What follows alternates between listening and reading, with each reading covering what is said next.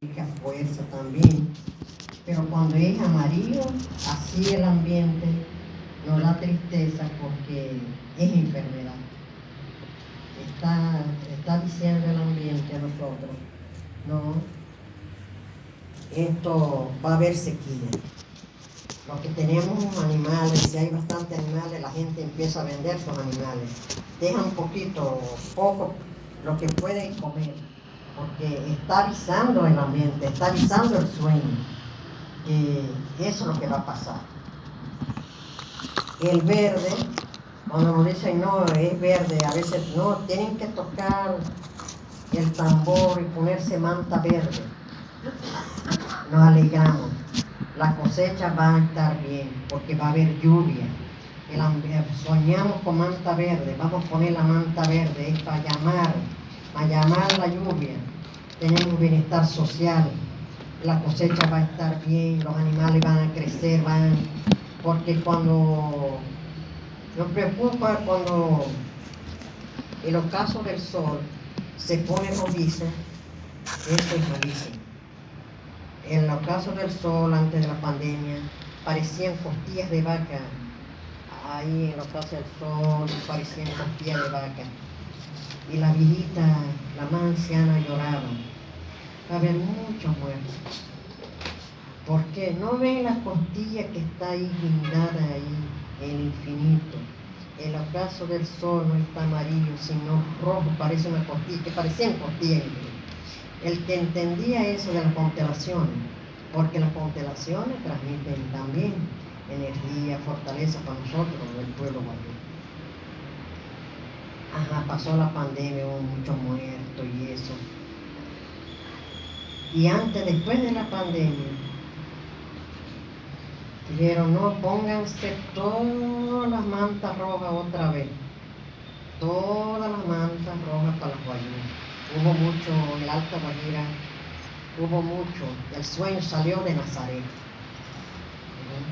Y Nazaret lo transmitió en una emisora de Macuira a la de Paraguaypola. De Paraguaypola transmitió a Colombia, donde hay guayú. Los que tenían familiares en todas partes llamaban, pónganse manta roja, pónganse esto, porque no quedamos para nosotros nomás. Cuando el sueño es colectivo, aunque tengamos el hermano en Estados Unidos, en Canadá, llamamos a ese hermano que ponga una camisa roja o una franela roja, para evitar, porque esa espiritualidad que posee su abuela, posee su hermana, le llega a ese muchacho que está allá. Por eso es la importancia de los colores en el pueblo guayú, porque son saberes, son conocimientos, son energías que transmiten su fuerza, su espiritualidad a través de un color, pero se comunica con nosotros. El color marrón, que es de la tierra, y el color de nuestra madre tierra. ¿Por qué es madre nuestra? Porque ella, cuando los guayús salimos de la extraña de ella. Somos hijos de la tierra y de Juyá. Los indígenas salimos de la madre extraña de la madre tierra y de Juyá, que es la lluvia. En la mitología guayú somos engendrados por la tierra. Por eso la madre tierra aconsejó mucho a los guayú. En la educación propia van a aparecer los pensamientos de ella. Cuando le habló en ese momento, cuando los guayús salieron. Porque la primera generación de la madre tierra fueron las constelaciones. Grandes guayú con fuerza, con energía, con conocimiento, se comunicaban entre ellos. Pero tenían una gran virtud, que cada quien tenía un conocimiento, un gran médico, un pediatra, todos tenían su virtud. Hubo la transformación, se convirtieron en plantas, pero ese conocimiento, ellos subieron arriba y se convirtieron en estrellas, en las pastelas de la Orión, Igua, la estrella, el lucero de la mañana, Kashi. Kashi era una gran mujer en la mitología wayuu, que no tuvo generación. Kaisi son hijos de Ararieto. Ararieto es la claridad. Pero la luna es hijo de la claridad, igual que el sol. El sol para que el mar, eso dieron generación. Pero Ararieto poseía, igual que los wayuu, una virtud. Por eso que hay mucho conocimiento que los wayuu lo conservan para ellos, no lo comparten. Así eran las constelaciones. Porque la luna era hermanita del sol, pero el papá era Ararieto y la claridad. Un día él le dijo, son mitologías, que también comparte ahí los colores. Que él le dijo, ustedes pueden estar por este premio. Por ejemplo, se nos dice a los estudiantes, de aquí de este salón ustedes no pueden salir para allá. Yo soy la que voy a ir allá. Pero el sol siempre es así en la familia, hay travieso y otros que no. El sol hacía caso a su papá, la claridad. Pero la luna estaba muy curiosa. ¿Qué es lo que hace? ¿A dónde va? ¿Por qué se pierde cada rato? Y él se fue atrás a ver a su padre. Y ahí es donde él vio que Guarrato se estaba transformando. Era mujer, a la vez era hombre. De día era la claridad, el sol, la luz. Y de noche era la oscuridad.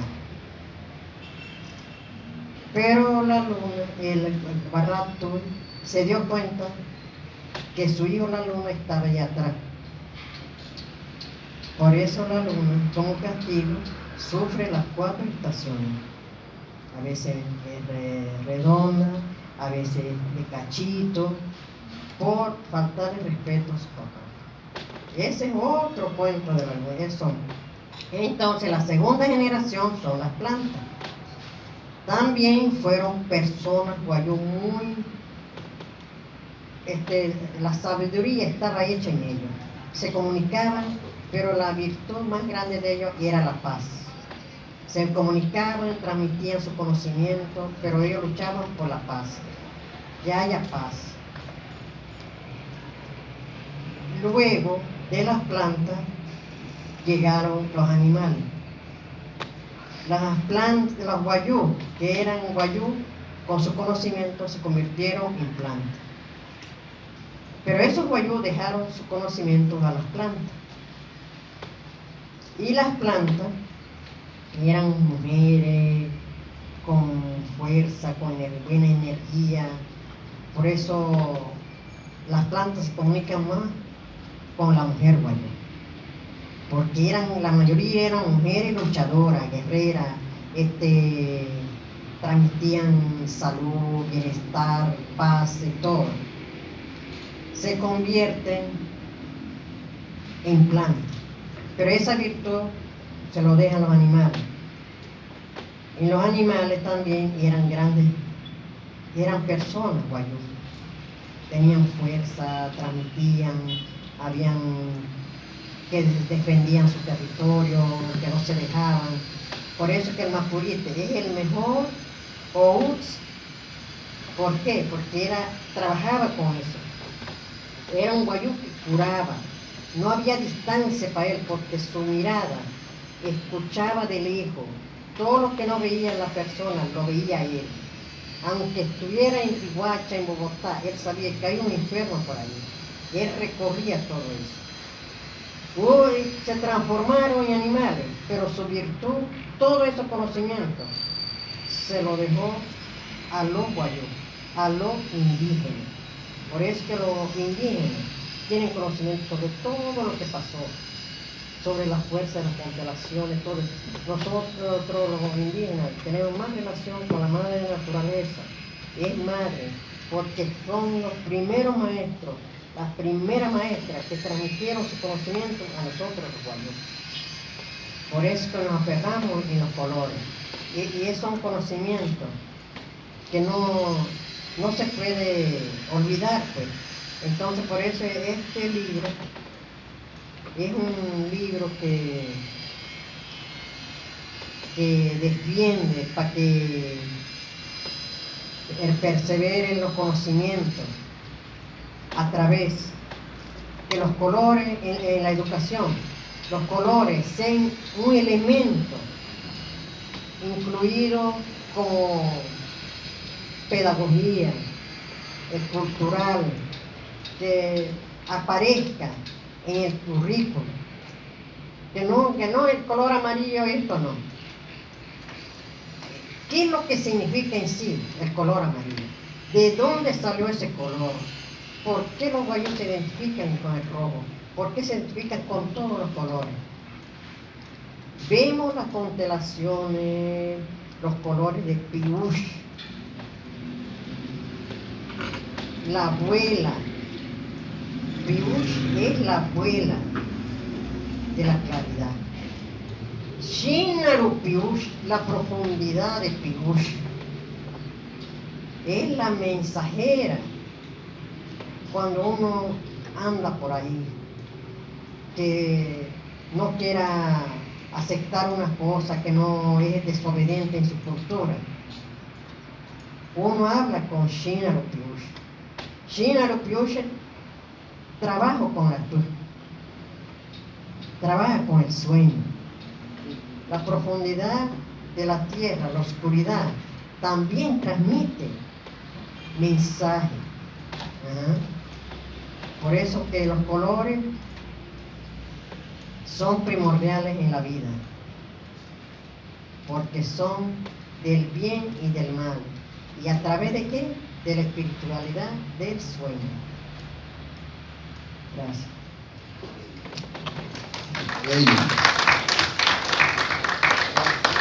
Ustedes sabían que el idioma más hablado en Venezuela después del castellano o el español es el guayunaiki. Ah, ya está aquel alumno mío. Es el guayú.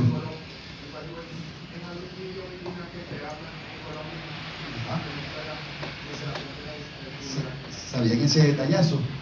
Entonces, el guayunaiki. Entonces, ese detallazo es interesante saberlo porque pudiésemos decir que bueno, tenemos una constitución que dice que somos un país multiétnico, pluricultural, y a lo mejor eso suena en abstracto, ¿verdad? Pero en la práctica es esto que hemos escuchado en la narración de la profesora Marilyn Echeto en la tarde de hoy. Yo voy a entregar la palabra a los asistentes para que le hagan preguntas a la profesora, para que dialoguemos con la profesora en el real entendido de eso que entendemos también a veces por abstracción como la dialogía. Hablamos mucho de dialogía. Ay, qué espacio tan interesante es lo dialógico, pero no la practicamos. Entonces, estos espacios universitarios son exactamente para eso, para intercambiar, conversar, desprender, digamos, cosas que tenemos, que forman parte, digamos, de esos procesos etnoculturales, de los cuales nosotros somos, digamos, como resultado histórico. Y cosas como esta, pues fíjense, el tema del color, el color no es solamente un fenómeno físico, no es un fenómeno físico, no es un fenómeno fotocromático en el cual los fotones se intersectan pendularmente con lo físico. Eso es lo que dice la física. O sea, aquí hemos escuchado hoy que el color es mucho más que eso, que los colores son mucho más que eso, que los colores van mucho más allá de lo que Freud y Jung hablarían cuando le atribuyen un alto porcentaje de lo que somos nosotros desde el punto de vista conductual, desde el punto de vista de lo personal, a lo onírico, y en las palabras de la profesora Marilyn hemos visto, digamos, una perspectiva distinta a eso de la psicología en perspectiva europocéntrica. Es otra psicología, es otra enunciación, es otra fisicalidad acerca de estos temas interesantes que tienen que ver con el color. Con el color y con los sueños. Yo he escuchado aquí a la profesora hablando y yo me imagino un espacio distinto, un espacio que no está apaisajeado, como en términos portugueses, ¿ok? En términos del portugués, no es un espacio físico que tú lo ves de aquí a allá, pero es un espacio donde el arriba está conectado con el abajo, el este con el oeste, y el sol y la luna están conectados en una suerte, digamos, de espacio que va mucho más allá de ese paisaje físico tridimensional, ¿okay? Con el cual nosotros nos hemos acostumbrado desde el punto de vista de la cultura occidental, que vemos otras cosas. Vemos la presencia de la mujer, vemos la presencia de él, vemos un mundo que se está construyendo, que se construye a través de cualidades, que se construye a través de infinitas cosas que merecen la pena ver. Pero hay algo que escuché yo en la tarde de hoy y que quiero soltárselo a ustedes, a los participantes, y que tiene que ver con eso que normalmente le atribuimos como falso conocimiento, y tiene que ver con el mito y con la cosmovisión. Fíjense que la profesora cierra sus palabras sabias ubicándonos en el tiempo, un tiempo de todos un hilo tempore, que es la cosmovisión, que es la vida, es de dónde venimos, hacia dónde vamos, cuáles son los atributos de las cosas, qué importancia tenemos los seres humanos, de dónde venimos. Muchas y tales preguntas. Entonces, bueno, doy estas palabras de entrada para alguna pregunta que quieran hacerle a la profesora. Profesor Leo. Gracias, profe. Gracias, muchachos, por haber venido. Gracias. Buenas tardes. Bueno, ante todo agradecerle los saberes que nos acaba de transmitir hoy. Es como la conversación que uno tiene por lo menos en lo personal, es la conversación que tengo todos los días con mi mamá. Esa transmisión oral, que es la manera de cómo se lleva.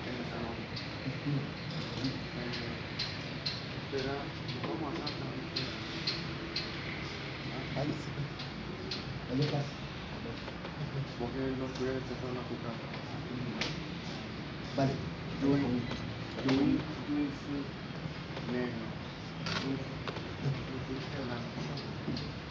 Sí, gracias. Bueno, mi pregunta en lo puntual es si podría profundizar un poco más sobre lo que es el tiempo cosmogónico en la cosmovisión wayuu.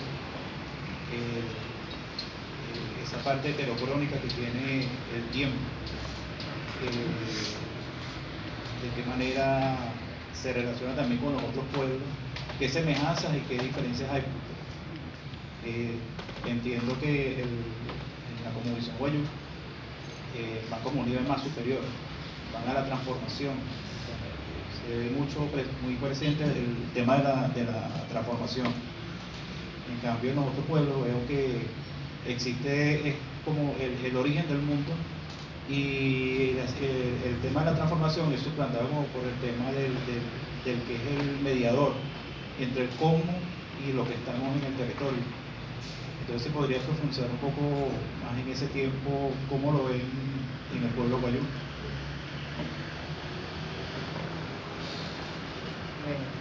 El tiempo es como es el papá de nosotros, porque es el que rige la vida del pueblo, de la persona.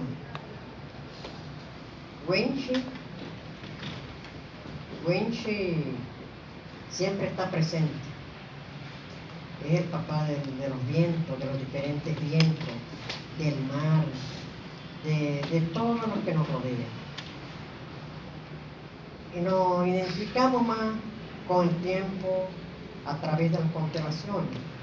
Cuando hay se muere un guayú, por eso se le mata bastante chivo, si hay vaca, se le da comelona, se le invita a la gente, porque para los guayú eso es lo que va a llevar en su recorrido para llegar a Epiro, porque esa alma no se queda ahí, se queda ahí mientras tanto, pero con el segundo velorio, son los restos, a los 12, 10 años, ya tenemos que estar pensando, los familiares maternos, guardar esos restos. O si no, el sueño nos avisa, él a través del sueño nos dice que ahí estoy listo. ¿Y qué es lo que se ve? Cuando las estrellas están, el firmamento está full, brillante la estrella. Aitu se llama el infinito. Aitu, taratesima, el infinito está alegre. Mira, todo, dicen los ancestros, todas esas estrellas que se ven brillantes, amarillas, va a haber buena cosecha. Esos son los ojos de los diferentes animales que se han sacrificado con los diferentes guayús que se han ido de aquí para allá. Hay un camino que es la galaxia, Vía Láctea, es el camino de los muertos para nosotros los humanos. Ahí está el camino. Y es mal presagio cuando está arriba de la casa y se ve clarita, dicen no, esa galaxia está muy arriba de nosotros y se ve muy cerca, está anunciando muerte. Entonces hay que tocar el tambor, hay que sacar la contra para que se aleje, porque está muy arriba del territorio, porque tiene que estar alejada.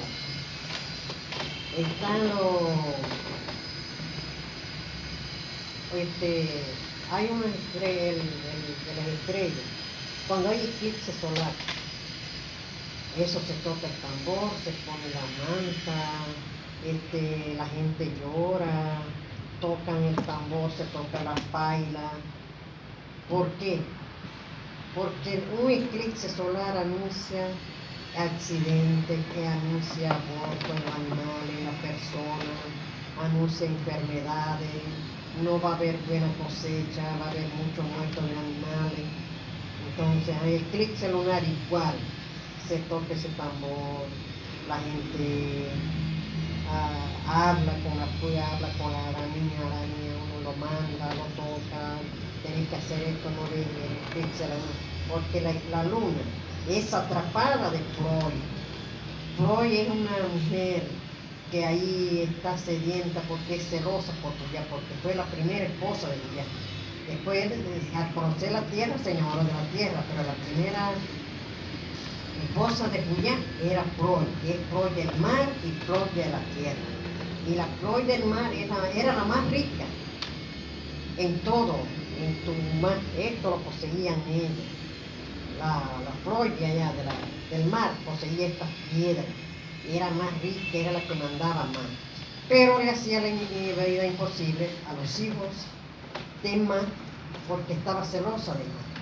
Entonces ella atrapaba la luna o atrapaba el sol, lo metía en una cueva, por eso es que surge los eclipses. Entonces se toca el tambor, suéltalo, chico, suéltalo, suéltalo, no queremos que tú estés atrapando atrapando la luna, se le grita. Y se hacen los rituales, la gente no duerme hasta que se tiene que terminar el eclipse, pero se toca el tambor, se da la vuelta a la mía, se toca el puy, se toca Atía. Atía es la mejor, es la que hacen el chenchorre de doble cara, es pero es de curariri o de vera. Eso posee una gran espiritualidad. Se toca, se le habla. A tía, John, sí, pues ya. Se le habla, se le manda. Es la hija, sobrina predilecta de Julián. A tía. Se le dice, eso se pasa. Hay cuando la primavera sale ahí. Eso influye mucho en la vida del pueblo guayú, para nosotros los guayú y sobre todo la mujer guayú. Cuando ella está ahí, en Oriente, ahí, uno le da flojera, los animales no se paran temprano, lo hace dormir más, le da sueño. Uno quisiera pararse a las 5, no, le da frío, le da sueño. Eso influye, porque ella es muy penosa, no quiere que la gente lo vea. Por eso que los que están ahí, no, vamos a mirar a Yaraipa, Yaraki, así casi, no, hace dormir la gente. Igual que las vacas, le da flojera, no se paran, no buscan los hijos temprano, ni los ovejos, ni las chivas, porque ella está ahí. Cuando está ahí, no, entonces uno mira, seguro que ella está ahí. Ella está ahí, hasta que pasa. Por eso las constelaciones se comunican mucho en la vida del pueblo. Recibimos esa energía de él. El ocaso del sol, de acuerdo al ocaso del sol, uno mira en la tarde si está rojizo, qué es lo que pasa, si el sol, cómo sale la luna, cómo están las estrellas. Cuando las estrellas, uno se alegra, porque va a haber buena cosecha, está indicando que va a haber buena cosecha, que sembremos, que viene lluvia. Y el tiempo es el que nos indica las constelaciones de nuestra vida y de nuestro andar. Extraordinario, Marilyn. El tiempo, el invento de relojeros, en la cultura guayú no es un invento de relojeros. El tiempo es una sensibilidad de lo humano, a lo cual tal vez a lo mejor nosotros estamos acostumbrados a estar de espalda. Es decir, el sol anda por un lado y nuestra mirada hacia otro. Me estoy refiriendo a quienes fuimos criados desde la perspectiva de la cultura occidental. Tal vez a lo mejor eso lo pienso yo de tal forma. Fíjense ustedes, yo voy para darle la palabra, si quieren preguntarle otra cuestión a la profesora, yo voy a dar aquí una interpretación que yo hice de la lectura del libro, digamos, para cosas que a mí tal vez me interesan, pues, de lo humano. Yo soy un amante de algo que los arijunas llaman artesanías, pero para mí es el arte guayú. El arte guayú, en el arte guayú los colores se manifiestan en los canazos, que son los diseños autóctonos, esos diseños que tiene Marilyn en su rostro. ¿Okay? Esos diseños hablan de unas formas que tienen no solamente el componente del color, sino que tienen el componente del origen que marca la familia. Tienen formas que marcan también todo ese espacio cósmico, universal, donde lo pequeño, lo grande, lo desacomodado se acomoda para darle significancia a la vida. Ese diseño también se manifiesta en esto que nosotros a lo mejor vemos como muñecas, que son guayunqueras. Y estas guayunqueras hablan un poco de estas cosas que ella habló al principio, que tienen que ver con la tierra, con la madre tierra, que nos regala una parte seminal, es decir, lo que la mujer y el hombre componen para juntarse en la vida, lo seminal. ¿Okay? La parte, ese óvulo y ese espermatozoide que se unen en el espacio de la vida, es la tierra que se hace también, digamos, en este espacio, en ese espacio. Entonces, bueno, el arte se manifiesta en ese presente, además de eso, en los tejidos. Por eso ustedes ven que cuando la profesora Marilyn ella estaba hablando, pero ella estaba tal vez viajando en un sueño, hablando con esos colores que están en esa manta que está allí. ¿Okay? Esos tejidos hablan, esas pinturas hablan, esas cerámicas hablan, que la mitología está presente, digamos, en todo eso. No sé, ustedes lo vieron, ese es la gestual de ella fue eso, estaba hablándonos ella desde ese espacio, no del camino del camino a los sitios muertos, como diría Michel Perrin en un texto escrito hace mucho tiempo. Es un antropólogo francés que vivió en La Guajira y escribió un libro que creo que se llama El camino de los indios muertos, que fue editado por Monte Ávila Editores hace años en Venezuela. Se puede buscar por ahí, pero no es un camino de los indios muertos, es un camino en el espacio en el cual digamos, la vida y los muertos se juntan y están en las constelaciones. Entonces la mitología guayú atribuye el origen de ese arte textil en un personaje extraordinario que es la araña tejedora, que es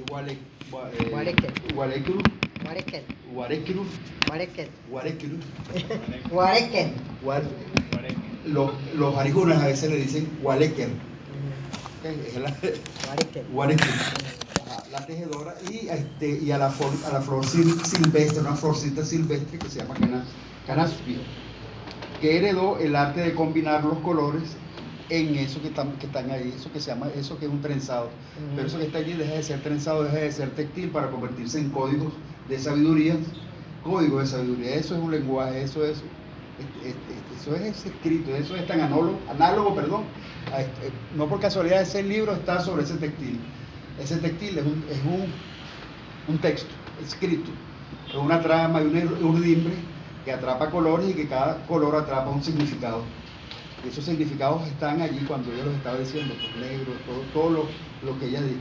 Entonces allí el físico del color como que corre, ¿verdad? Como que se cae. Kandinsky deja de ser todas las cosas que planteó Kandinsky sobre el tema de los colores, pues ahí esta es otra cosa, por muy ruso que haya sido él. El aprendizaje de los colores se transmite en el telar, entonces el telar deja de ser telar para convertirse en ¿qué? En una suerte de ¿qué? ¿Verdad? En ese espacio de la imprenta en el cual se desarrolla, digamos, el telar no es el telar, es una imprenta, una suerte, digamos, de imprenta, en el cual se desarrollan todos esos códigos del color del cual ella estaba hablando hace ratito, ¿verdad? Pero ese código del color en la imprenta, ¿verdad? De la imprenta, no tiene gazapos, ¿okay? Tiene la narrativa de las abuelas y de los abuelos y de las madres que expresan códigos de contenido semántico, de contenido espiritual, a través de una geometría o una simetría o asimetría, que es lo que vemos nosotros, los arijunas. Entonces, bueno, miren ustedes tantas cosas extraordinarias que hay acá en esta conversación de la profesora Marilyn. La profesora Marilyn, como todo ser humano, pues, tiene hambrita. Sí. Ahorita comemos. Pero bueno,